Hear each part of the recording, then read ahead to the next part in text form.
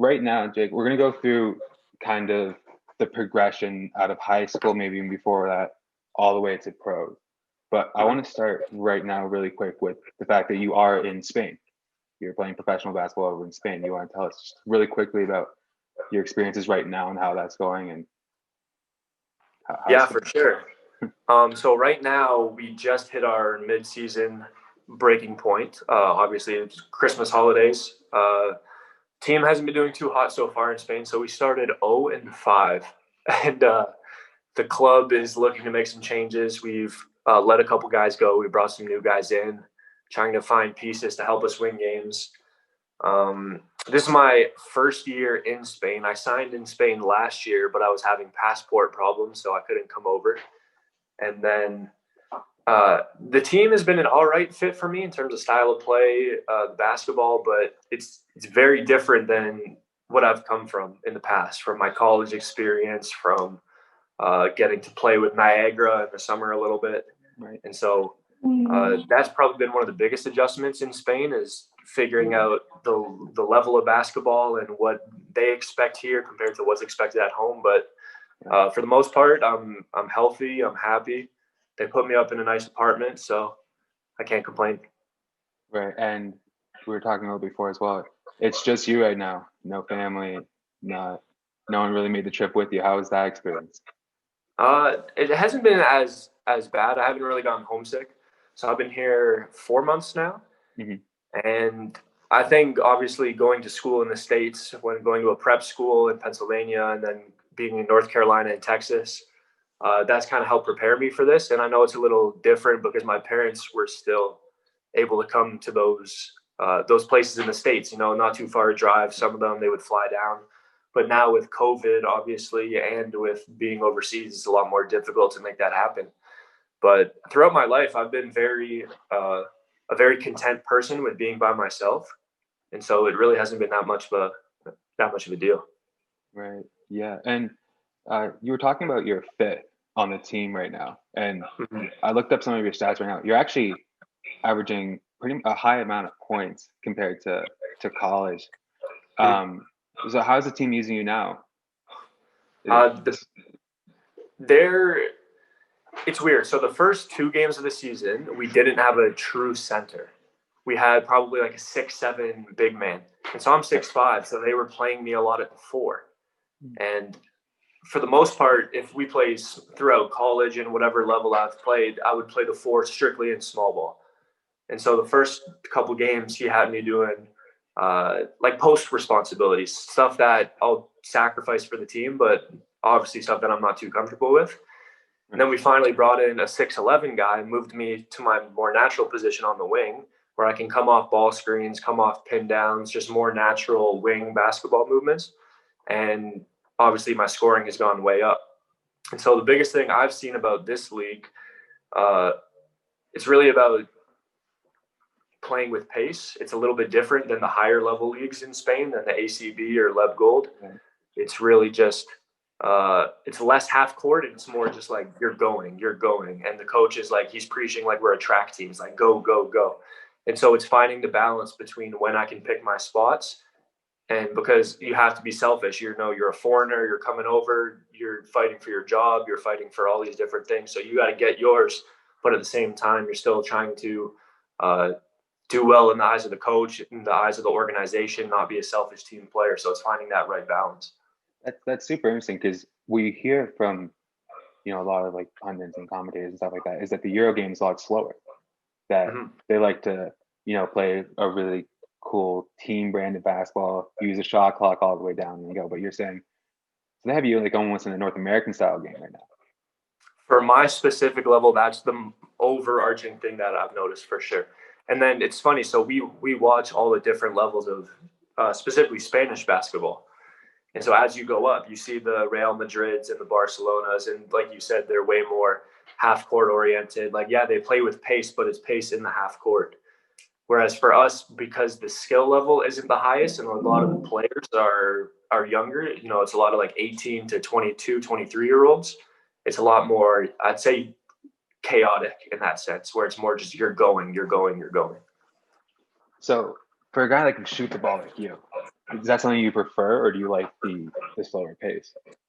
Um, I like getting out. At the same time, I do prefer the slower pace because Okay. that's something I've just become used to my whole life. I sprint in transition. I get to my spots. Ball handler runs a play. If I'm open, I'm open. If not, Right.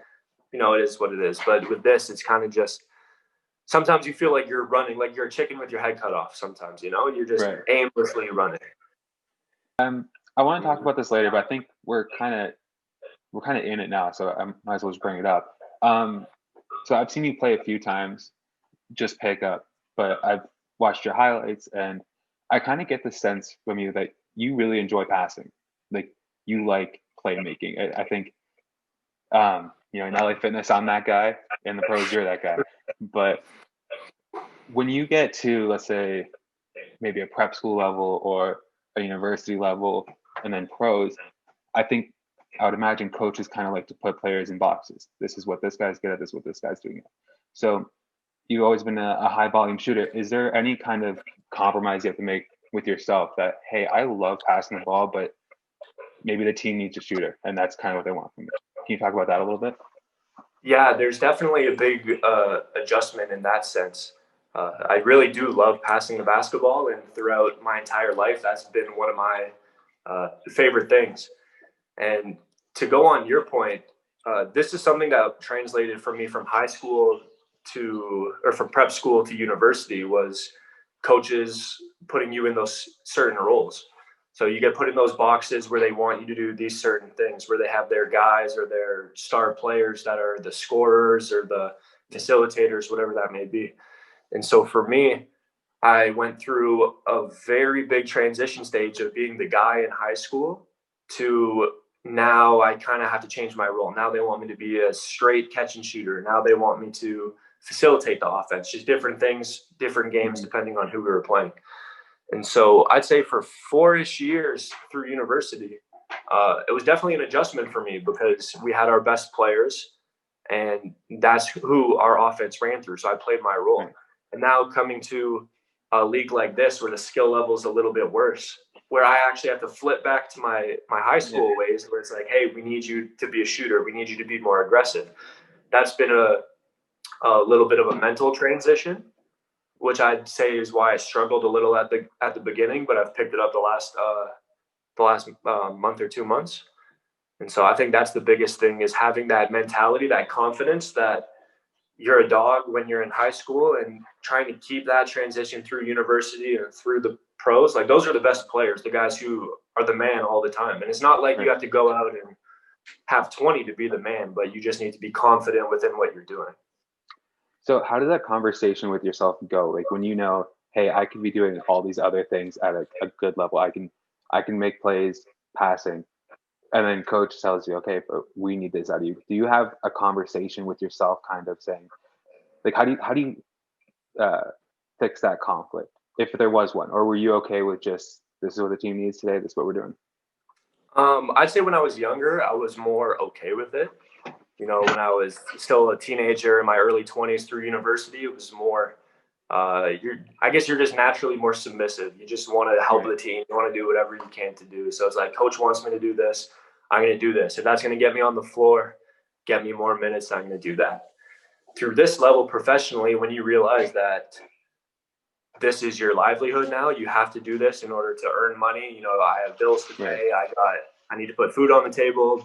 This is my life now. And there's other Mm-hmm. people that if I'm not going to do the job, they're going to try and take it from me.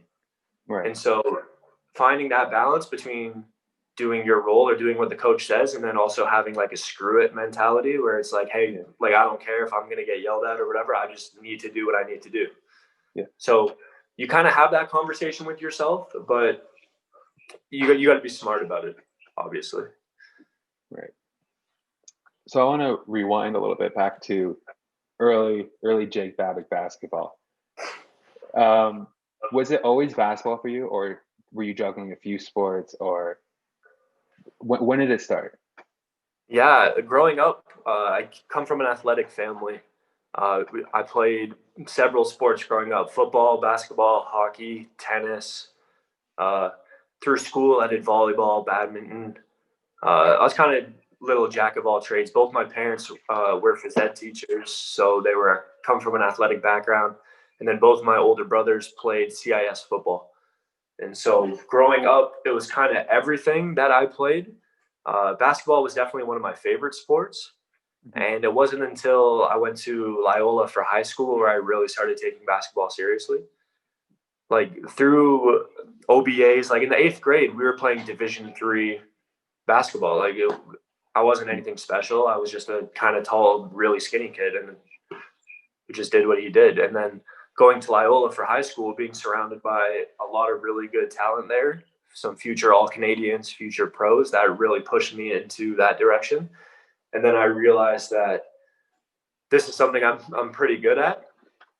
And so as I progressed through high school, I stopped playing soccer. I stopped playing badminton. I did volleyball just because it was fun. But Yeah. Probably after the 12th grade, that's when I was like, all right, basketball is like, I want to play Division I. I want to play pro. Like, those are my goals.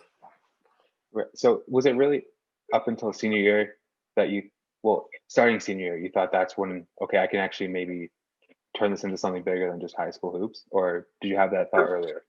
The biggest period of time for me, I would say, would probably be my 10th grade year. Mm-hmm. So grade 9, I played junior basketball. We didn't even make the Halton playoffs. That's how bad we were. So out of all the local Halton teams, we couldn't even make it. And then in grade 10, I ended up playing senior.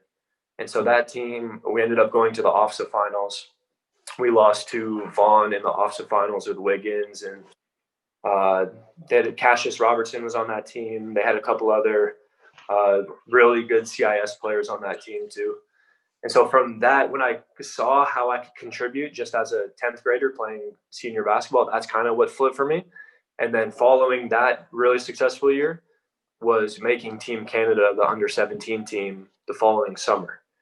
Right. And so once I made Team Canada, that's when we had the future NBA players on our team. You know, Justin Jackson, who was a draft pick, Mariel Shyok, played with the 76ers. Jamal Murray was in and out coming. So once I saw that I could play at that level, that's when I figured I could do this.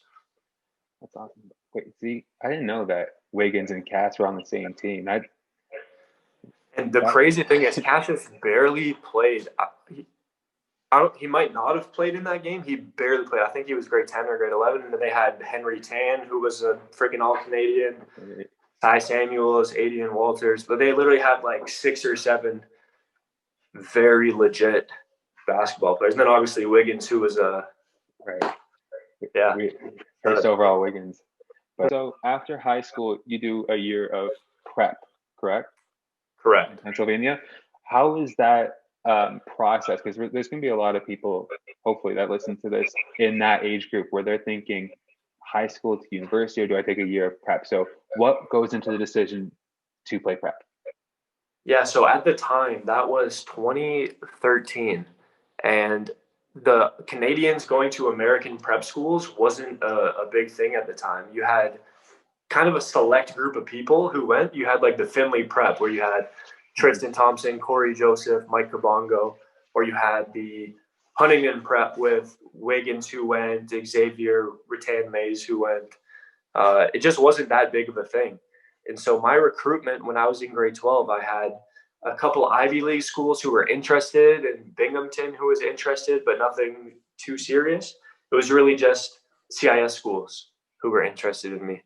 And so I figured the best way to progress my game, not that Loyola or Halton basketball, there was anything wrong with that, because we've seen such good players from Halton play high major now in the NBA. But I thought for me, the best way to do it was to head down to a prep school. And so talking to my parents, that's when basketball officially was like, hey, this is what I want to do. We need to put all our eggs in this basket. So we started emailing numerous different prep schools, different areas in Pennsylvania and the Northeast, Ohio, Indiana, just trying to find a right fit for me. And we ended up finding this prep school, Kiski Prep, where they actually had a few Canadians on the team in the years prior and currently there. And so it was just a good fit for me. You talked about it earlier, but this is the first time you're really away from home. Did that factor into your decision at all, or was that kind of almost like a plus? Like, hey, I get to be a little bit independent at 18, 19 years old.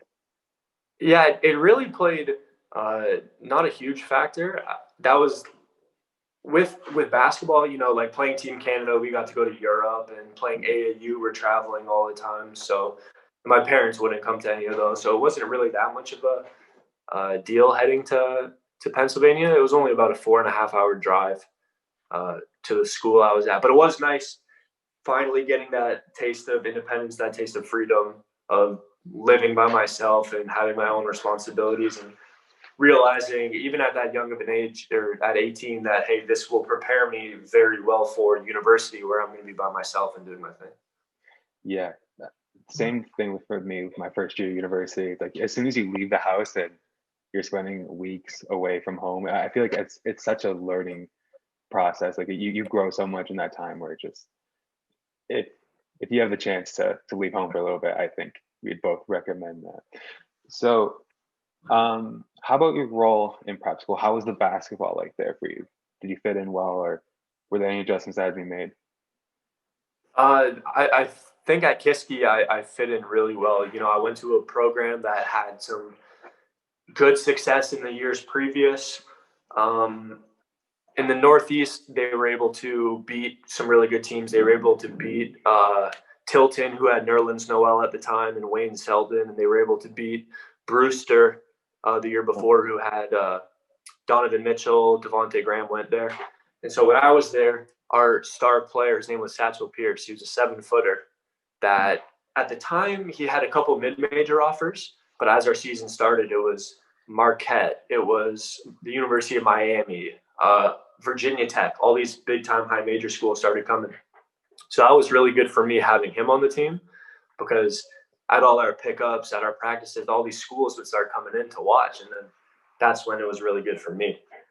And so right from the beginning, I was put into a leadership role there. I was coming in, obviously, as a postgraduate player. I was one of the oldest guys. It's a high school team, but you're still one of the older guys. And so it was really Satchel and myself and probably 2 or 3 other players kind of doing our thing. And so coach let me rock out, and it's a fun year of basketball. So did you seek out the competition when you're picking a prep school? Like, were you thinking, hey, like I'm going to play the best teams here. Maybe I can go somewhere else and average more points, but this is where the competition's at? Funny enough, I was very reserved in that sense when I was growing up. So there were 3 prep schools I could have chosen from. One was Suffield Academy, which was probably the lowest level of basketball, but Right. it was like the best school. It was like a great living situation, great school, great resources. And then there was Kiski, the one that I ended up choosing, which was pretty solid basketball and pretty solid school. So it was like a combination of the two. Right. And then the last one I could have gone to was St. Thomas More, which was a school in the NEPSAC.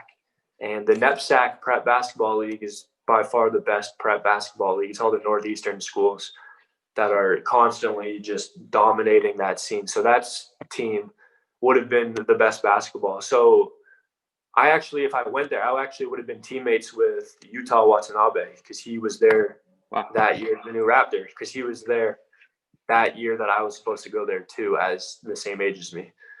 And so that would have been the best basketball. But taking a tour of the facilities and the rules they had to do, they had to like give up their cell phones at 8 p.m. The school was just it was a little much for me. And so in that sense, I guess I say I wasn't fully seeking out the, hey, like grind basketball, ball is life, all this. I kind of wanted the combination of the two. Especially, like we were just saying, you're removed from home. So anything that makes you more comfortable, I guess, would be a better situation, even if the basketball's a little bit higher somewhere else, right? Exactly, for sure. Awesome. So we did our 4 years of high school. We killed it in prep, and now it's time to pick a college. How was that process for you? Did you seek out schools, or were you recruited? Yeah, that was a very stressful process, going through recruitment in prep school and even in high school.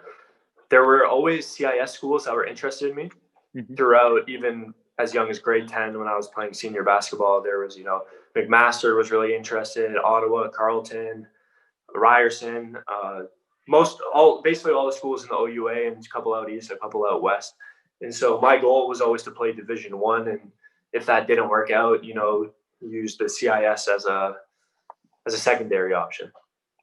And so my recruitment, when I got to my prep school, I got my first offer from Dartmouth, and I went on my visit, and they wanted me to commit on my visit. And so that was difficult for me because it was only September or October. And I haven't played my whole prep year yet. So I was like, I kind of want to play it out, see if I can get some more scholarship offers. Mm-hmm. And so basically there was a lot of interest coming in. A lot of schools were really interested, but nothing really ever surfaced. And so it was after my prep year, and I still had no scholarship offers left on the table anymore. It's been Dartmouth was gone, and only interest from a bunch of places looking to get late pickups. So we were emailing. Me and my dad was a lifesaver. He probably emailed over 200 Division I schools with film, transcripts. We were sending out things to everyone possible. And so schools would reach out, talk to me, see where I was at, but again, nothing. And so it was probably June or July before I was supposed to go into university, right, which is like a very late in the process. Yeah. And I was home. We just played the OBAs. We ended up winning OBAs. So that was as a 19-year-old, U19, we won OBAs. And after one of our OBA games, I came home and I had a voicemail from my coach, my first-year coach at Appalachian State, Jim Fox. So he leaves me a voicemail. He goes, "Hey, Jake, this is Jim Fox. I'm the new head coach. Just got the job like 2 days ago. I'm coming from Davidson. This is what I want to do. I got your name from this guy, Chris Clooney, who was part of NBA Basketball Without Borders, something I did back when I did Team Canada. And I know you're available, so we want to get you down here." And I was like, "Oh, like this is awesome." Like, kind of out of the blue, because they weren't recruiting me, nothing like that. But he just got the job, brought in a whole new staff. And so he ended up offering me a scholarship. And like I said, it was so late in the process that You're back. Okay, sorry about that. It's just okay. It was so late in the process that I was like, you know what, we have to take this. So that's what I did. So between September, when you have the kind of ultimatum at Dartmouth, to July, when you end up signing, any regret about not taking the Dartmouth order? It ends up working out for you. It's a good story. But how would you kind of talk kids in that situation right now through that process? Like, hey, maybe set yourself a deadline, or how do you navigate that, knowing what you know now? It's definitely tough. There's always the mentality that you want to bet on yourself, the Fred VanVleet, you want to bet on yourself. Right. You really want to know that all your hard work and your sacrifices are paying off. And so I wouldn't necessarily say setting a deadline is a necessity, but having a nice time frame in your mind of when you want to have things done or accomplished by, and if you don't achieve the goals you want, seeing what other options may be. But at the same time, for example, I know a kid who went to my high school, Michael Mattis, who's at SIU Edwardsville right now. He was kind of in a similar process that I was in. He was getting recruited by D2s and CIS, couldn't really get any Division I looks. And it wasn't until like a week before summer school started where his school offered him a scholarship. So sometimes waiting out does work out for the best. But you know what it's like. It's picking a university. It's stressful to begin with. Yeah. And, even without basketball. Exactly. And then you got all the parental pressure. You got societal pressure of, you see all these kids who have already committed and done all these things. So at the end, it's going to work out. That's the biggest thing, whether it's at a level that you think you can play at or one that's realistic. But any level of post-secondary basketball is good basketball. Absolutely. And you also said something really important earlier when you're talking about how you got offers in grade 10 when you were playing senior. And right now there's a lot of kids on Instagram and all that stuff that as soon as they get the offer, it's posted on their IG like, hey, like, look at this. These people want me. I think I'm going to go there, blah, blah. Can you talk about how maybe don't wait till July, but grade 10, it doesn't have to be in stone grade 10? Yeah, definitely. Luckily for me, social media was just kind of starting when I was going through high school. Twitter was just becoming a thing. Instagram, I don't think really became a thing until maybe like my 10th or 11th grade year. Yeah. And it is very different now looking at it. I mean, I'm still young. I'm 25, but I look at like the kids getting recruited now and all the fame and all the Instagram followers and all the stuff, the different pressures that they get put under because of social media and all that. So I would say you really need to be grounded with everything that you're doing and realize the bigger picture, in the sense that, yes, all this stuff you see online and other kids getting things or you even receiving things, that's great, but that doesn't represent a reality. And so you really need to surround yourself with good people. If you got both parents around, that's awesome. If you have a good friend group, that's awesome, to keep you motivated and to keep you grounded with everything you do. Yeah, and just on my end, it's if there's a school or program that's interested in you in grade 10, they'll probably be interested in grade 11, and they'll probably be interested in grade 12. So there's really no rush to lock in on your decision, because so many things can change between grade 10 and when you ultimately end up at a new school, right? Coaches change, roster changes. So there really should be kind of like celebrate the fact that you're being recruited. That's huge. But at the same time, if you have the interest now, you're gonna get more interest later. Hold off. Yep. I'd also say, to add to that, is to not burn bridges in that sense. Like you said, the interest will still be there, but that doesn't mean if a school reaches out to you, you need to say, hey, I'm not interested. Right. Not that you need to lead them on, but you can be realistic and honest with them also and say, hey, this is what I'm thinking. I appreciate your interest, but I just want to keep building myself. And if this opportunity is still there, then we can pursue that at the time. Right. Because just imagine how different your own personal journey would have been if you would have jumped on maybe your first or second offer in grade 10, right? Exactly. It's an exciting process, but you gotta ride it out a little bit. So, Appalachian State, there was a few highlight moments that I came across in my research. So I want to talk kind of about the basketball side of Appalachian State. First of all, a D1 program, high competition. Briefly, what do you think, or how do you remember your time there? You spent, I believe, 3 years there, right? Yes. Let's talk about that. How was that experience? So that was completely new, in the sense that the way they wanted to play basketball was something I've never played before. I came from a lot of freedom with shot selection, with ball movement, with me. When in high school, when you're the man, you think that, okay, you can do whatever you want. Yeah, you'll get yelled at sometimes, but you don't really face the consequences of your actions, And so going to App, that was my first big wake up to, hey, we need to do things a certain way. If you're not doing it a certain way, we're going to put in someone who's going to do it a certain way. We're going to have film sessions. We're going to have weight room. We're going to have early study hall. We're going to have all these things you need to do at a high level, all which impacts basketball. It's not just how you play on the court. If you're getting bad grades, okay, you're getting punished. If you're getting punished, you're doing 1,000 freaking push-ups, and then that's affecting you at practice, So it's a bunch of different things. When I first got there, basketball was a little different in the NCAA. We had the shorter 3-point line and the 35-second shot clock, which makes me feel old that I played with a shorter 3-point line, 35-second shot clock now, because it feels like forever ago. But that was so strange, because all through OBA, we grew up playing 24-second shot clock, and now we're playing 35-second shot clock. And you play at such a higher level in university than you do in high school. And you think you can just turn that switch on, but it is completely different. Like, you are exerting so much more energy. You're active on every possession, because every possession really does matter. And if you're not doing it, like I said, they're going to get someone who is going to do it.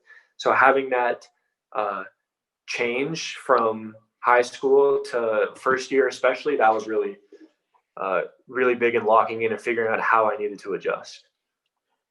Right. Yeah, it's a huge transition. But your freshman year specifically, you guys played a bunch of big games. Is there any one that kind of jumps out to you that you can remember from freshman year? So the biggest one would be my first ever Division I win, which was at Virginia Tech. Yep. So that was an awesome, awesome game. So we lost to Ohio in our opener, by like 26, and then we lost to Furman, I think, right after, probably by like 15 or 20. Right. And, you have a hard week of practices, classes, coaches are on you because we're 0-2, and then we're going to an ACC team who's undefeated. They got a couple 5-star recruits. And then we just came in right from the beginning, and we punched them in the mouth right from the beginning. We were up like 10-15 early. They came back, but that was like our first true game where we really showed the toughness that it takes to win basketball games. Right. And for me, that was like such a cool experience playing in that game. I hit back-to-back threes when we were down 6 in the second half. Those were my only points, but they were huge, and I was so happy about that. And they had a chance to win at the end. Guy missed on a buzzer beater. So having that as my first ever college win, and it being a Power 5 win at ACC school, like that was awesome. You guys had a bunch of big wins that year, from what I've seen. You saw Virginia Tech, the one you talked about, Georgia State, Texas State twice. And there was also one other game I was wondering if you remembered, a 1-point loss to Alabama. Does that? Yeah, that was the game right before Christmas. I remember that. So those games are always interesting, the Christmas and Thanksgiving games, because you're usually playing for a mid-majors. You're usually probably playing a higher, like a high major team.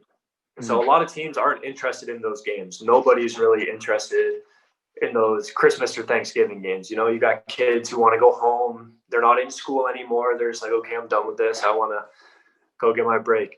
And we played really well that game, and we had them the entire game and had a chance to win at the end too. And then ended up getting our corner game-winning attempt blocked. But going back, we should have won that game, but it was a great – having those games, those high major games, it really helps show you and show where your team is and what you're really capable of. And then those obviously translate to conference play where we play the good teams in our conference and can do our thing. Right. So in your freshman year specifically, you started coming off the bench in the beginning of the year. And then I read that you actually started the last 9 games.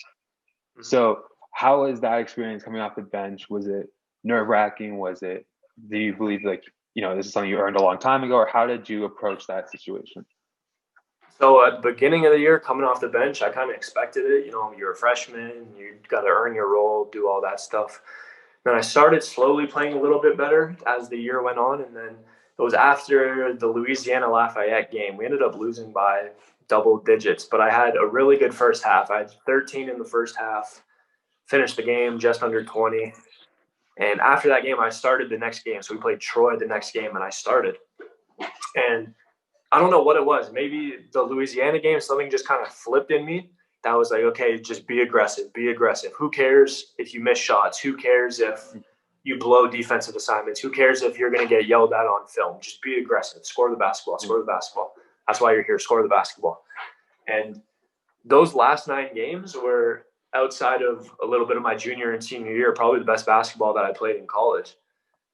I had a lot of confidence. Our team was winning games. We actually would have been like a 5 or 6 seed in our conference tournament, but because of the old team, we were ineligible for the Sun Belt tournament.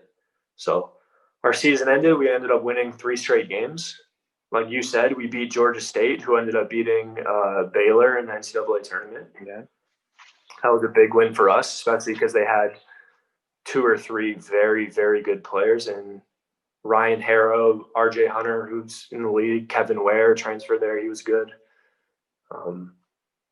But yeah, it really showed what we were capable of as a team, but most importantly, having that success personally starting. I was playing over 30 minutes the last 9 games, scoring double figures. That really showed me what I was capable of. So that really helped going forward. It's really interesting that you just said that you think you played your best basketball at that point. Is that something you tried to replicate later on throughout your other 2 years at Appalachian State? Or looking back at it, what do you think changed between first year and second and third?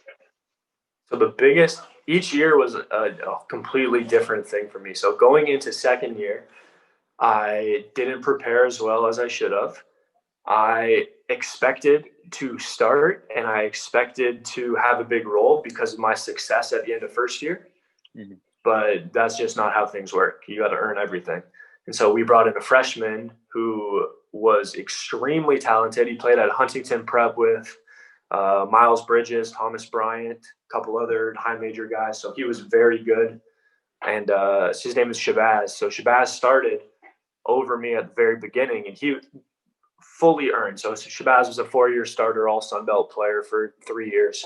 So he fully deserved that. But I made the mistake of being complacent and thinking that I had earned my second-year role because of how I played in first year.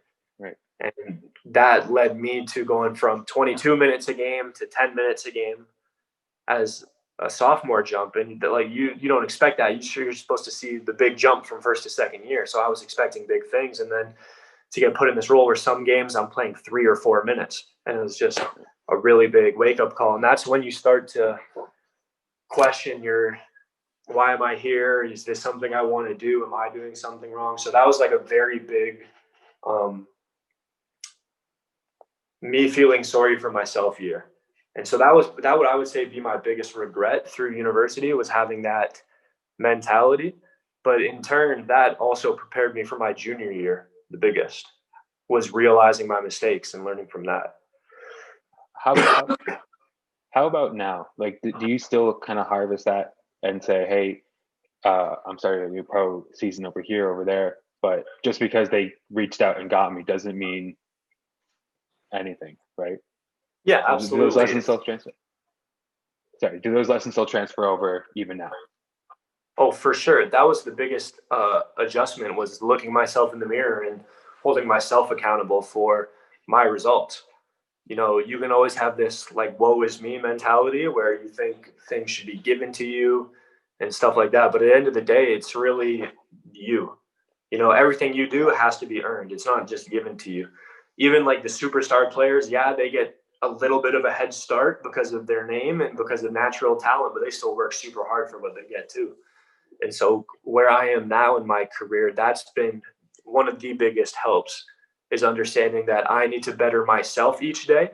And that's all I can control. As long as I get better every day in what I do and I do what I do, then I'm going to be happy. If I get cut, if I get traded, if whatever happens, I'll be happy with my personal self.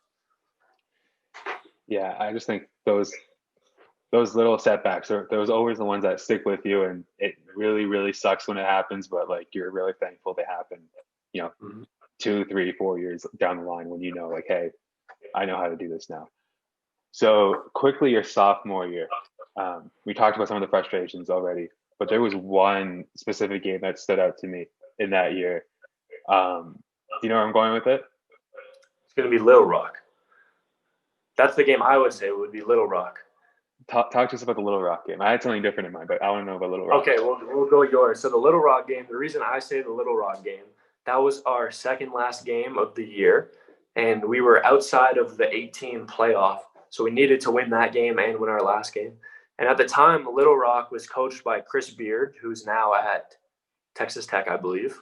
Right. Made a national championship, lost to Virginia. But they were, I think, 26-3 at the time, or 27-3. And I don't think they lost a game. They might have lost one game in conference so far. They ended up beating a couple of high major teams. So people were talking about them as like a bubble pick, even if they weren't to win the conference tournament, to still put them in the tournament because they were that good. In that game, I think I scored 10 points, made a couple good plays, and that's when I wasn't really playing that much.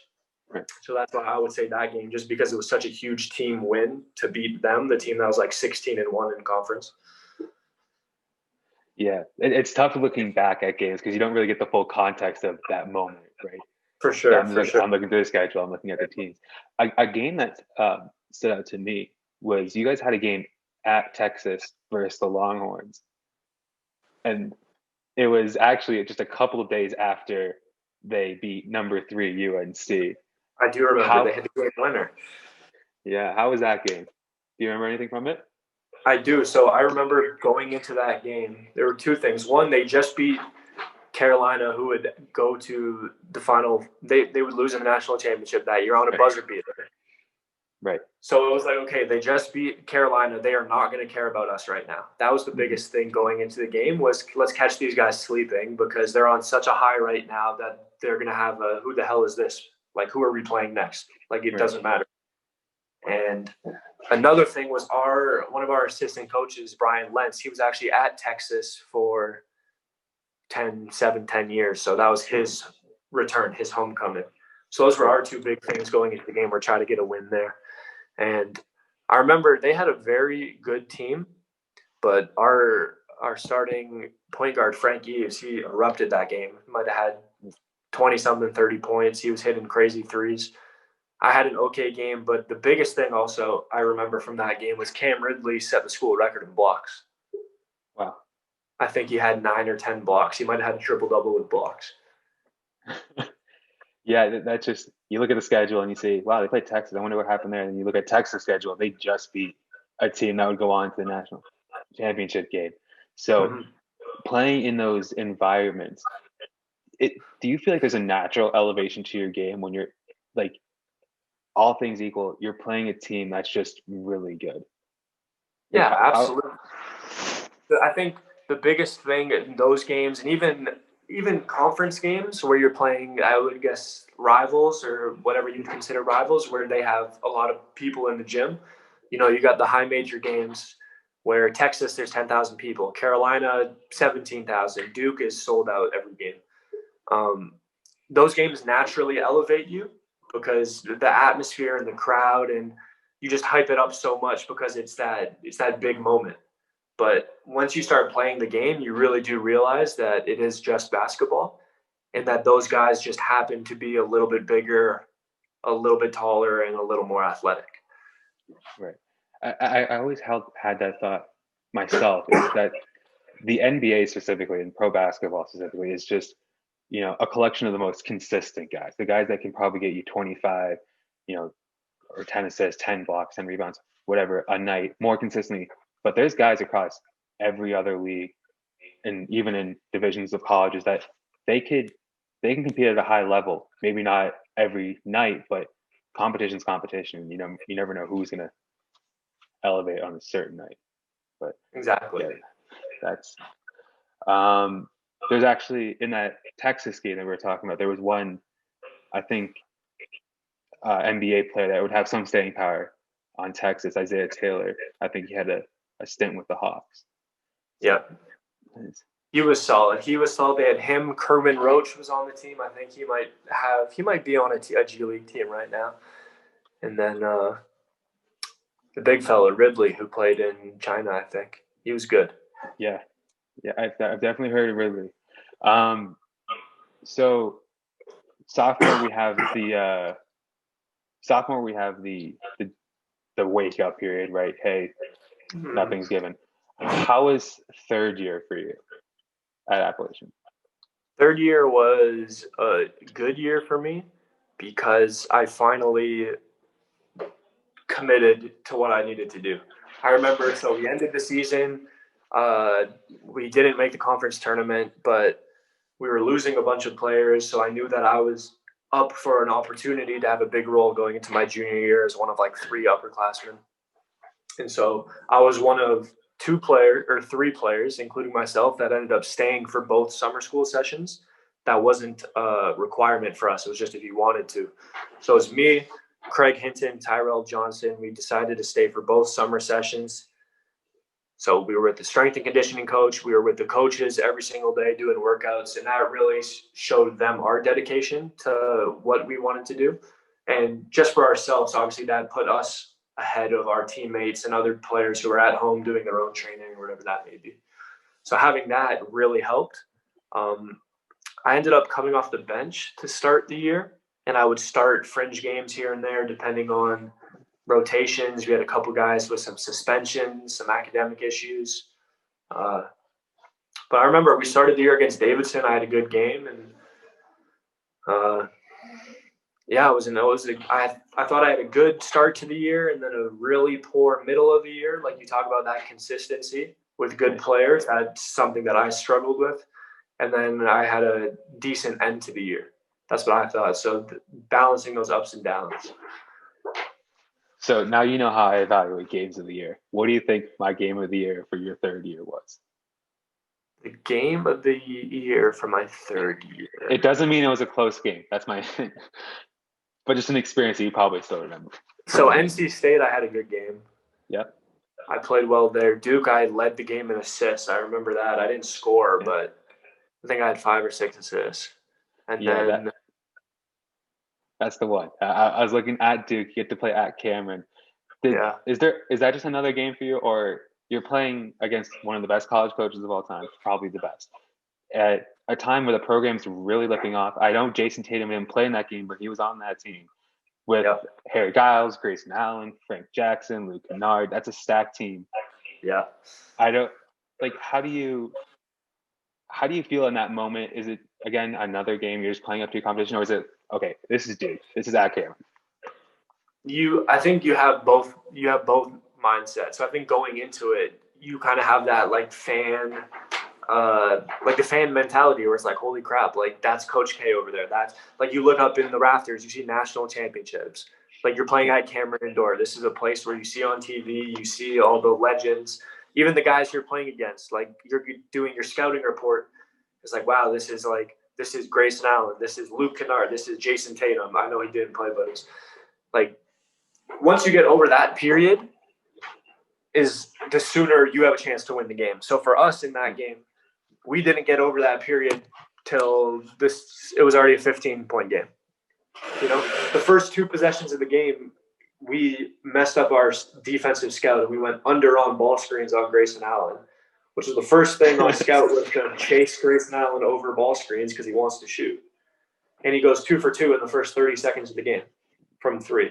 So that really set the tone of not a great game for the team. But personally, coming off the bench that game helped me because you're able to see the flow, you're able to see how these guys play, and then you get in and it's just basketball. How's the crowd for a Duke versus Appalachian State game? Is it still packed at Cameron? How was that environment? Yeah, that was the crazy thing is, I actually wouldn't consider Duke the craziest place I played, like, fan wise, but it was.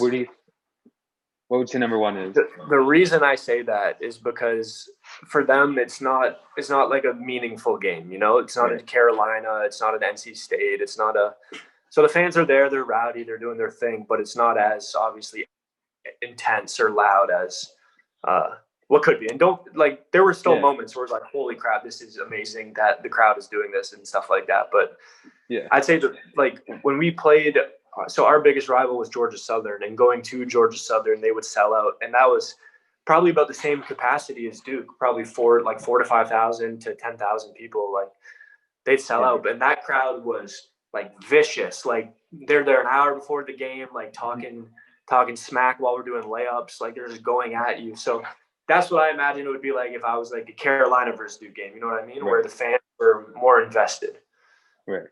And I really appreciate that you brought that up, because even when you're playing at lower level basketball, so you're playing AAU or you're playing, just red basketball, you have rivals, and believe it or not, those rival games, even if it's like a Burlington versus Oakville or like a Burlington versus Georgia kind of thing, that atmosphere is eerily similar to even when you go up in levels of play.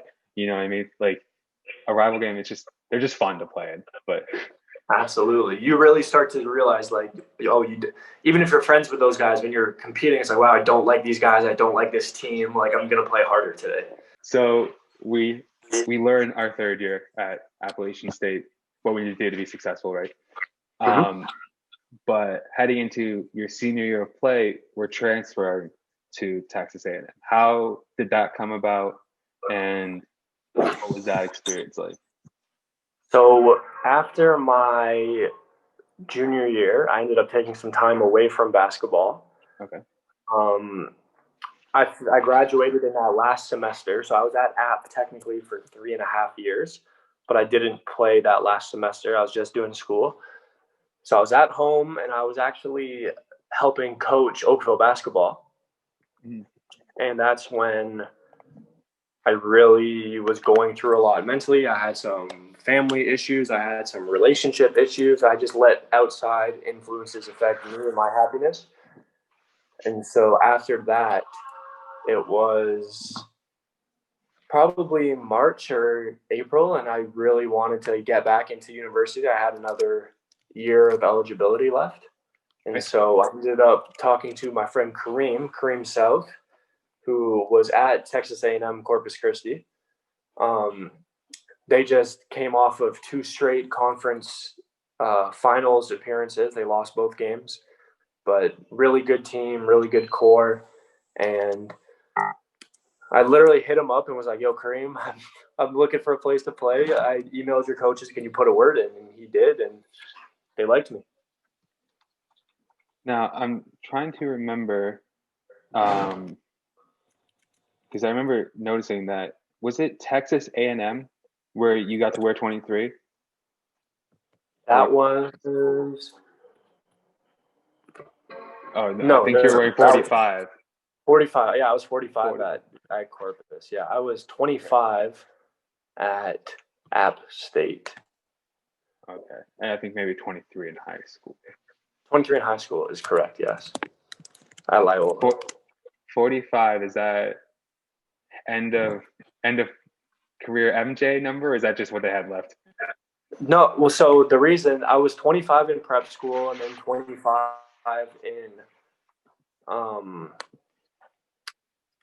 at App State, and so I wanted to be 25 going to Corpus. But the year before, in the last few years, there was a guy there. His name is Rashawn Thomas. He was the best player in school history, most points, most rebounds, like player of the year. And so he was 25 and he just finished his career there. So I was like, listen, I can't be 25 right now. Yeah. I need to switch to new numbers. So, I had the MJ coming back out of retirement. That was like the little running joke. And then I really like Donovan Mitchell's game. So I was like, you know what, 45 is a cool number. Might as well be 45. Awesome. Not much on Texas A&M that I want to talk about. And I also want to get going on your experience with the Niagara River Lions. Is that your first pro team? Am I right saying that, or is that wrong? Yes, that's correct. Your first pro team. First of all, as a whole, how did you enjoy, if at all, the Canadian Basketball League? How was that experience? I really like the Canadian Basketball League. The level of talent is phenomenal. The amount of good Canadians that are in that league, who are playing in the best leagues in Europe, in the G League, everywhere. It's incredible that they created this league to feature all these guys who are back for the summer. And so having that opportunity to practice with guys who are playing in the best leagues and seeing that I can compete with them and there's times where I do things better than them, that is a really big boost for your confidence. Do you see longevity with that league, and do you see it being more sought after as it progresses? Yeah, I do. I think the model that they've created has been very successful so far. I know this year them having to do the summer bubble because of COVID obviously puts a little damper in the finances, and having no fans, that definitely doesn't help. But I think long term they've really created the right model where they're really player oriented. They've located good cities and they're putting a lot of resources and money into helping out the players. So you're having a lot of these high level players wanting to play in this league because they do such a good job. And obviously being home for the few months, it's nice to get paid. It's nice to do your thing. So I think going forward, this league is going to continue to grow. And I think they're looking into more cities for more franchises, which I think will just continue to boom it. Yeah, it is a really cool concept having. It's not really competition when you do that, right? It's like this is a second thing that you can do where you can keep the talent level high, and it's in our back. I really hope that when this whole COVID stuff is done with, we can have a chance to see it grow and actually have people come out to those games, because they're pros. They're not they're nothing short. It's really good basketball, really good coaching. So so currently, as we kind of led with, you're in, how do you pronounce it? Tabara? Tabara, yeah. Tabara? Tabara, okay. When did they reach out? How did that process go? And again, how are you enjoying Spain? Because again, you're 25 years old, you're living in Spain. That's on its own. Yeah. That's an experience. Cool. Yeah. So the way that all worked out it was actually very fortunate. So one of my buddies, Matt Marshall, who played in Italy last year, he's played professional the last few years, went to Brock. I was at home training with him, and the general manager of our club was trying to get him to come play, but it wasn't a situation that was really going to fit him well. And so he actually told the coach and the general manager about me. So he sent them my tape, and then they really liked what they saw. And obviously, because I'm a Croatian, I have a Croatian passport. That's really appealing to teams in Europe. And so they talked to my agent, and then they figured out a contract, and then brought me over. So having that mutual connection with Matt was what got the relationship started, and then from there they showed interest. And so since I've been here, it's been a good experience. You know, there's a little adjustment period to the food because they cook meals for me, so it's kind of getting used to what they're making and different things like that, and getting acclimated with the city, the people, how they live, the different customs they have, and trying to learn a little bit of Spanish so I can get by when I go to the grocery store or when I need to go buy something or stuff like that. So for the most part, I'm really enjoying it. I live in a nice city. I have a good apartment. I got one roommate, so it's not that bad. But overall, like you said, like being young and living in Spain, it's pretty awesome. And how much is that? I want to get back to the roommate thing because you told me there's a roommate story before we hopped on here. I want to get it out of you. But before we get to that point, how much of your career right now is kind of just, hey, I'm in my early to mid 20s. I'm able to play basketball at a high level. Let's just hoop. Is that kind of how you have been approaching things, or like, how does it feel just to be, a pro and getting paid to play basketball? You know what I mean? Yeah, that's a good point. There's a lot of I'm pretty fortunate that financially I'm not strapped for money. You know, I'm very lucky that my parents and my grandparents put me in a situation where uh, I, I I don't have any financial problems right now because of the sacrifices my grandparents and my parents have made. And so right now, like you said, this has been a really big basketball oriented decision to come here and to play in this league. You know I'm capable of playing at higher levels. I've played and had success against guys who are playing in the best leagues in Europe and other places around the world. And so this for me was really a good starting point and good stepping stone to, hey, like, I love basketball. I really do love basketball, and it's something I want to continue to do. And so this has been just, hey, get here, do your job, put all your effort into basketball right now, and take this as far as you can. Right. And just I'm thinking back to the summer, and you're talking about how you can play with the best players. There were some runs. I want to pick my words wisely here because I don't want to insinuate that we've broken any laws, but there was basketball played where there was high quality opponents, and without knowing everyone, it'd be hard to point out, hey, this guy is a future top 10 pick, this guy's a pro over here, this guy's a pro over there. The talent that we've kind of harvested in the GTA specifically, it's insane. Like, you have pros. But yeah, hey, the roommate. I want to know the roommate story. I don't know how to set up. I don't know anything about it. All I know is that there's a roommate story. Jake, shoot. So, well, obviously basketball is a business, right? So if you're not doing your job, they're going to find someone who's going to come doing your job. Someone's going to come, they'll bring in someone who will. And so my roommate was actually from Canada, but he really got the short end of the stick. I don't want to throw, obviously, our club and organization under the bus, but there have been a lot of aspects that they could have done better to handle this whole situation. But that was basically my biggest sense of familiarity and home, because he was Canadian, he spoke English. And so after our last game, we ended up losing on a buzzer beater. Kid hit a three. As the time we were up by 2, he hit a 3 and they won. And so just the way the club handled this, it was definitely shady in that sense. But so we play our game, we fly home. This is when I just got sick right before I got COVID. So that maybe that was the flight where I got sick. But right after we landed, they let him go. They cut him. So it was like, Was the shot over him, or was it just the shot no, happened and they wanted to no, shake it up? yeah, the shot happened and they wanted to shake it up.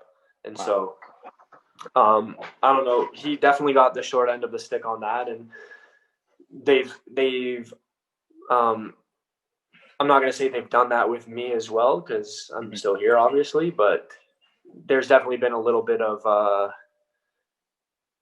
turmoil, I would say, with the club and everything since that's happened. But yeah, so just having the roommate obviously was really good for me because he's Canadian, spoke English. We got to hang out together. We'd go to practice together, and just not having him here, it definitely sucks now. Especially catching COVID right as it happened. I'm sure you were kind of locked in with those thoughts and nowhere to vent. So Exactly, yeah. So not a fun time, but thankfully that is all over now. I still talk to him almost every day, which is good. So it's good that we right. build that connection, and he'll probably play in the NBL or another league soon. He's a really good player, so he won't have a tough time finding another team. It's just this organization just wasn't a good fit for him. Understandable. I think that's going to be a good place to stop there. Jake, thank you so much for being my guinea pig here. I think there was a lot of good knowledge out of this conversation. So I just want to say thank you for taking the risk and being here. Of course, man. Thank you for having me. Anytime you need me or do anything, I'm always available. Awesome. First guest, Jake Babic. Hopefully not the last. Hopefully this works out. But all right, thanks again. Appreciate it.